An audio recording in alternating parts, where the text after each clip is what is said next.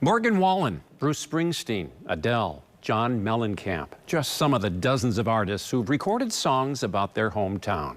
Most people speak glowingly about where they were born and raised, and that includes our colleague Emerson Lehman. In fact, his hometown is the focus of our hometown segment this morning.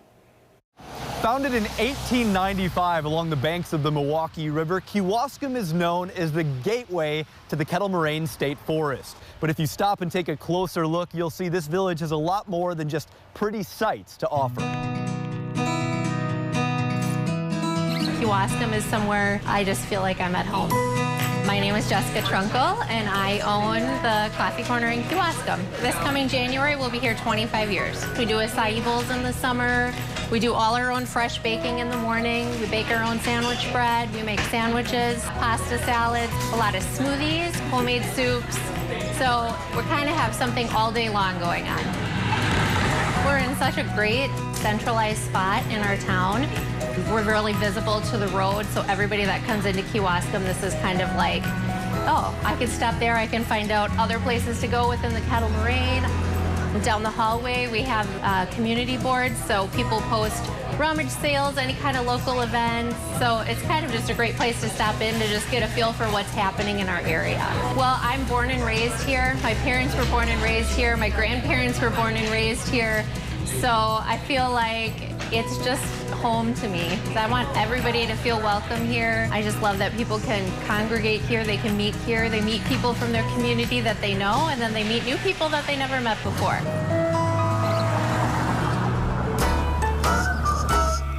The earliest you could go out is like 6. Okay, sounds great. Kate Korth, Honeycore Golf Course. Thanks, bye-bye. Our Red 9 was built in 1960, and then we added on from there. So we have 27 holes here, right in the Kettle Moraine. We have leagues Monday through Thursdays on 2 9s. So we always have that option to have an open 9 in the evening for our public players, which is great. On weekends, we can still have an outing and still offer golf for green fee players. I think it's a nice gathering place for a lot of people with our fish fries, golf course, a lot of local outings here. Right now, you're seeing a lot more just youth on the course, which is great. Our Kewaskum High School boys and the girls golf team both play here.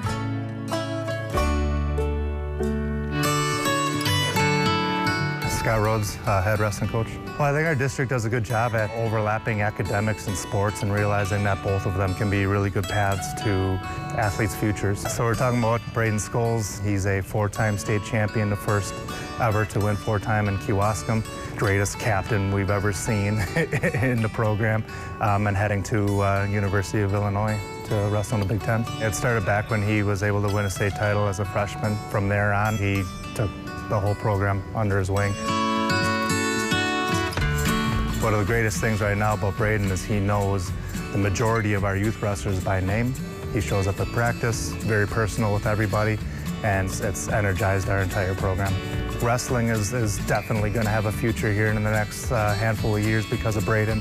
That I hope that wave continues in basketball and all of that too. I don't think anybody started the season and said Kewaskum's definitely going to win the state championship. Nice pump fake. I don't exactly believe it happened, but it did. Mark Maley, Kewaskum girls basketball coach. They played together since they were in 3rd grade. They had an excellent coach prior to me coming.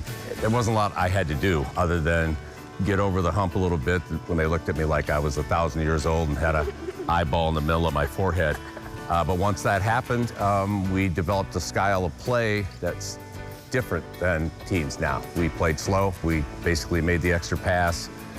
We didn't care who scored, so people were okay with scoring in the 40s. And we ended up winning 14 or 15 in a row with that style, and it all was because of them. Even though these kids are brilliant, they have no idea of the effect that this had on this small town.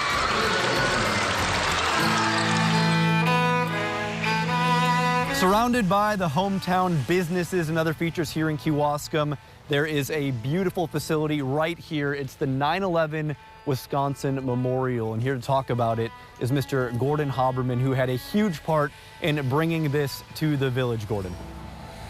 Well, it started out in New York City. My wife and I were donating some of our daughter's artifacts to the projected museum out there, and my wife and I were made aware that they were letting out pieces of steel from the Trade Center for memorials throughout the country. And I brought this up to community leaders here in Kewaskum, and this is it. And you mentioned your daughter's artifacts. Your daughter, Andrea Haberman, from here in Kewaskum, lost her life in the attacks on 9/11. And 92nd floor of the North Tower. The 92nd floor of the North Tower. And this is a way to keep her legacy alive, but also the village's legacy, right? The compassion of the citizenry of Kewaskum. It's the Wisconsin's 9/11 official memorial by decree of the governor. This was a community effort, an incredible community Kewaskum is.